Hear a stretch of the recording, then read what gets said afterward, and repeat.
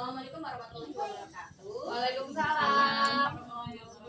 Apa kabar semuanya? Baik, alhamdulillah. Terima kasih sekali sudah berpartisipasi untuk mendengarkan materi yang akan saya sampaikan pada sore hari ini. Nah, untuk itu saya akan memperkenalkan diri saya terlebih dulu. Perkenalkan, nama saya Eva Yulianti. Saya mahasiswi Fakultas Komunikasi di Institut Bisnis Nusantara.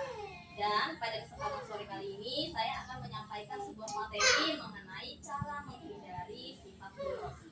Ibu-ibu di sini ada yang tahu nggak apa sih itu definisi dari kata boros? Ada yang tahu? Ada yang mau jawab? Ada.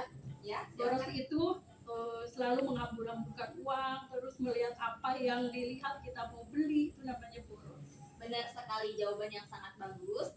Tapi saya ingin lebih mendetailkan kembali. Jadi kata boros ini adalah sebuah sifat di mana kita menghambur-hamburkan uang, membelanjakan uang kita untuk kebutuhan, untuk memenuhi keinginan kita, dan untuk membeli barang-barang yang bukan merupakan kebutuhan primer.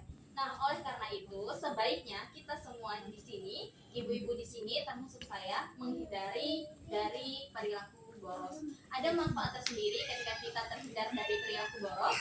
Antara lain yang pertama adalah uang kita tidak cepat habis. Lalu manfaat yang kedua adalah kita terhindar dari sifat korupsi. Lalu manfaat yang ketiga, kita tidak pikir, tidak sombong, tidak pamer, tidak iri dan dengki dengan kepemilikan orang lain. Nah, oleh karena itu saya akan memberikan 5 tips untuk menghindari dari yang namanya sifat boros. Ada yang mau dengerin tips-tips dari saya? Mau dong. Oke, tips yang pertama adalah sedekah.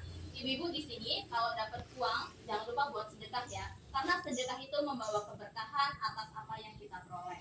Nah, lalu yang kedua adalah menghindari sifat panic buying. Ada yang tahu apa itu sifat panic buying? Enggak.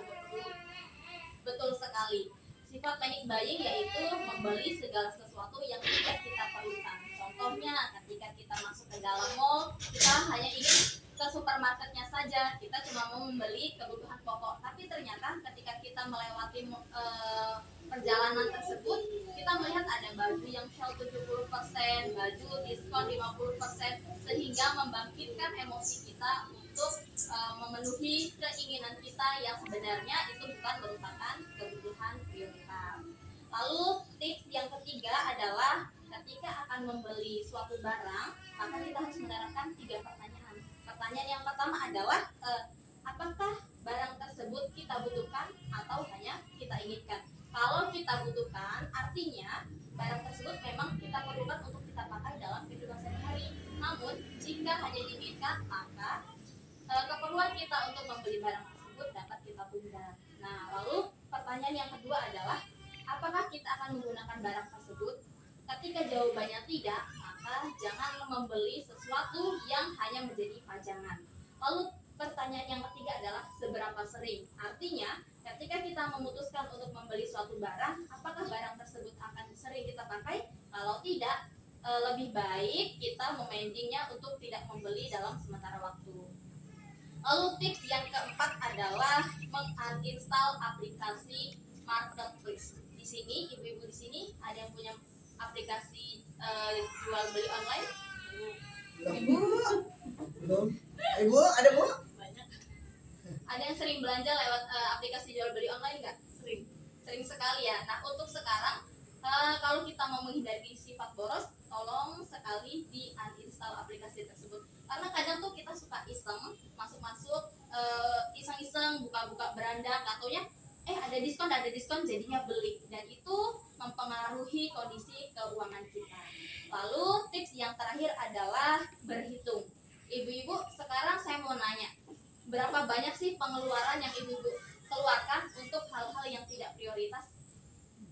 Banyak sekali ya, banyak tentunya. Kalau banyak, coba dana-dana tersebut yang kita keluarkan untuk memenuhi keinginan kita, kita alokasikan ke dalam investasi.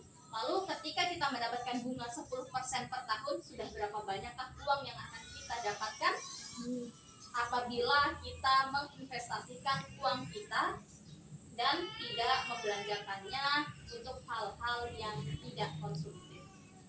Nah, sekian Sekian materi yang dapat saya sampaikan mengenai tips-tips untuk menghindari sifat boros. Di sini Ibu ada pertanyaan nggak? Sangat dipersilakan sekali ya, supaya kita bisa berdiskusi dan bertukar pikiran. Oke, silakan. Baik atau tidak kalau kita bolos untuk keluarga? Terima kasih Mbak Dela atas pertanyaannya. Jadi begini, ketika Mbak Dela menanyakan baik atau tidak sifat boros kita, tetapi dalam kategori untuk memenuhi kebutuhan keluarga.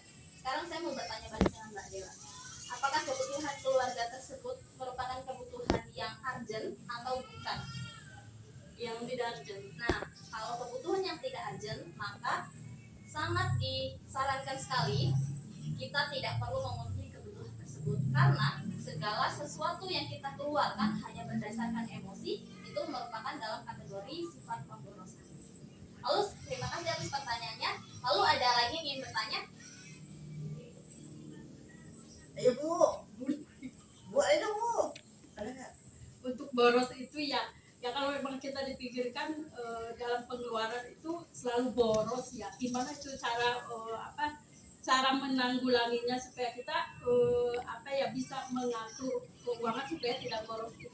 Nah, ini seperti yang saya nyatakan tadi ya, bahwa sifat boros itu adalah merupakan suatu hasrat atau emosi kita untuk memenuhi suatu keinginan yang bukan prioritas. Jadi kalau untuk menghindari perilaku boros adalah dengan cara kita membuat list anggaran. Apa saja sih kebutuhan yang kita perlukan dalam satu bulan? Kalau hal-hal yang tidak kita masukkan ke dalam list anggaran, jangan dibeli dan jangan mengeluarkan uang untuk yang bukan kebutuhan primer. Karena nantinya itu akan menjadi penyebab utama pemborosan dari dana-dana yang sebelumnya sudah kita anggarkan. Begitu? Sudah jelas atau perlu tambahan lagi? Jelas. Oke, terima kasih. Selanjutnya ada yang mau bertanya? Mau tanya tentang ini aplikasi. Kadang-kadang di marketplace itu ada yang kita butuhkan, tapi jadi kalau kita menginstal gitu memang tidak selamanya kita lihat gitu ya, itu tidak selamanya, tapi itu kan sangat menggoda. Nah itu gimana caranya supaya kita terhindar dari godaan tersebut, karena kadang-kadang ada yang kita butuhkan malas pergi, akhirnya buka di situs itu. Nah sekarang gimana cara antisipasi untuk aplikasi tersebut? Nah, jadi terima kasih atas pertanyaannya. Dan jawaban saya, caranya adalah dengan cara kita merubah mindset belanja kita. Ketika kita memutuskan untuk menggunakan aplikasi marketplace untuk lapak kita membeli suatu barang yang kita sebenarnya tidak ingin keluar rumah, nah itu kita bisa mengantisipasi pemborosannya dengan cara mengubah mindset belanja. Contohnya seperti ini, ketika kita membutuhkan suatu barang A, maka bukalah aplikasi marketplace, lalu belilah produk A. Jangan kita scroll lagi, karena itu nanti akan mempengaruhi emosi kita, mempengaruhi hasrat kita ingin memiliki barang yang wah ini sepertinya bagus, ini sepertinya lucu, kayaknya lucu nih kalau buat pajangan, padahal kita nggak butuh barang tersebut. Bagaimana? Sudah cukup?